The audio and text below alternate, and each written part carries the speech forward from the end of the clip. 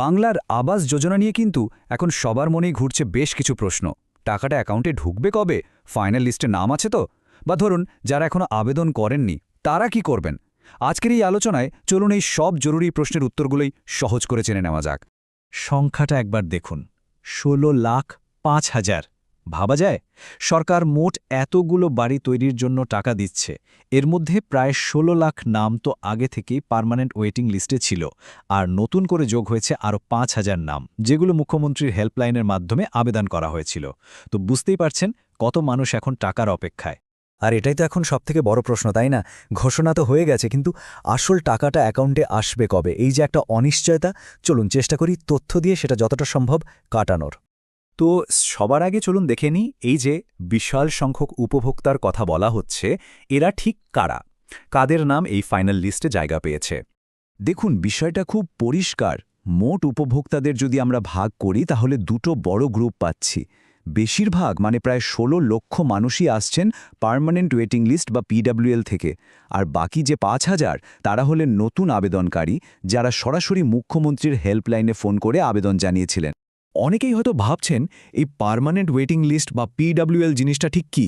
এটা আসলে নতুন কিছু না, এটা একটা পুরনো লিস্ট যাদের নাম অনেক আগেই সার্ভে করে গ্রামসভার অনুমোদন নিয়ে ফাইনাল করা হয়েছিল, অর্থাৎ এদের যোগ্যতা যাচাইয়ের প্রক্রিয়াটা অনেক আগেই শেষ হয়ে গেছে। বেশ, তাহলে তো বোঝা গেল কারা টাকা পাচ্ছেন। কিন্তু সবথেকে জরুরি বিষয় হলো নিজের নামটা লিস্টে আছে কিনা সেটা চেক করবেন কিভাবে। এখানেই একটা খুব জরুরি কথা বলে রাখা ভালো, ফাইনাল লিস্ট কিন্তু অনলাইনে পাওয়া যাচ্ছে না, তাই অনলাইনে এদিক ওদিক খুঁজে সময় নষ্ট করে লাভ নেই। তাহলে উপায়টা কিন্তু একদম সহজ, তবে একটু ছোটাছুটি করতে হবে। সরাসরি চলে যেতে হবে আপনার পঞ্চায়েত অফিসে কিংবা বিডিও অফিসে। ফাইনাল অ্যাপ্রুভ লিস্টটা ওখানেই আছে। সেখানকার অফিসারদের অনুরোধ করলেই তারা লিস্টে আপনার নামটা খুঁজে দেখে বলে দিতে পারবেন। আচ্ছা, ইদানিং একটা খুব মজার জিনিস হচ্ছে, অনেকের অ্যাকাউন্টে হঠাৎ করে 1 টাকা ঢুকছে। এটা নিয়ে অনেকে একটু চিন্তাতেও পড়েছেন যে ব্যাপারটা কি। চিন্তার কিন্তু একদমই কারণ নেই, বরং এটা একটা দারুণ ভালো খবর। সরকার আসলে টাকা পাঠানোর আগে দেখে নিচ্ছে যে আপনার ব্যাঙ্ক অ্যাকাউন্টটা ঠিকঠাক আছে কিনা, চালু আছে কিনা। সোজা কথায় এটা একটা ভেরিফিকেশন প্রসেস, মানে আপনার অ্যাকাউন্টে 1 টাকা ঢুকেছে মানে অ্যাকাউন্টটা ভেরিফাই হয়ে গেছে আর টাকা পাওয়ার জন্য রেডি। তো অ্যাকাউন্ট ভেরিফাই হয়ে গেল, লিস্টে নামও আছে। এবার সেই আসল প্রশ্ন, টাকাটা ঢুকছে কবে? এই ব্যাপারে মাননীয় মুখ্যমন্ত্রীর ঘোষণাটা কিন্তু বেশ স্পষ্ট। তিনি বলেছেন জানুয়ারির প্রথম সপ্তাহ থেকে টাকা দেওয়া শুরু হবে।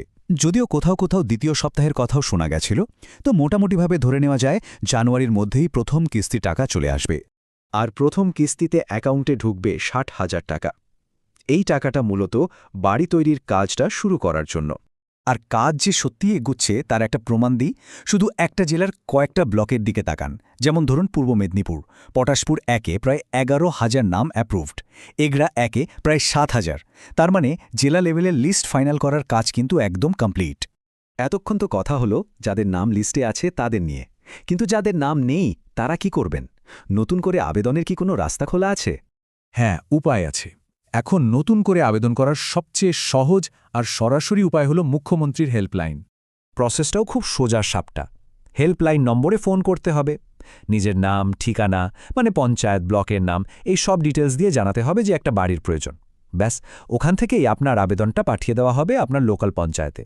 তারপর ওনারা সার্ভে করার জন্য যোগাযোগ করবেন।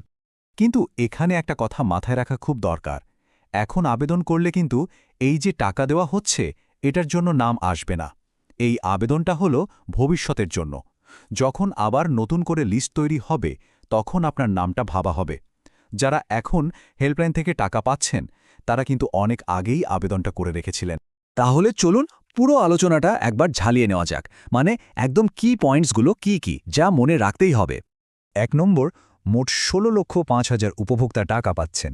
2, ফাইনাল লিস্ট অনলাইনে নেই, দেখতে হলে পঞ্চায়েত বা বিডিও অফিসে যেতে হবে। 3, অ্যাকাউন্টে 1 টাকা ঢোকা মানে আপনার অ্যাকাউন্ট ভেরিফাই হয়ে গেছে, এটা ভালো লক্ষণ। 4, প্রথম কিস্তির 60,000 টাকা জানুয়ারিতেই পাওয়ার সম্ভাবনা খুব বেশি। আর 5, নতুন আবেদন করতে হলে সেটা করতে হবে মুখ্যমন্ত্রীর হেল্পলাইনে, তবে সেটা ভবিষ্যতের জন্য। সব কিছু তো প্রায় প্রস্তুত। এখন দেখার একটাই জিনিস, সরকার যে ডেডলাইনটা দিয়েছে, সেই জানুয়ারির মধ্যে টাকা দেওয়ার ডেডলাইন, সেটা কি এবার সত্যিই পূরণ হবে? এর উত্তর তো সময়ই বলবে। আমাদের সবাইকে পরবর্তী আপডেটের দিকে নজর রাখতে হবে।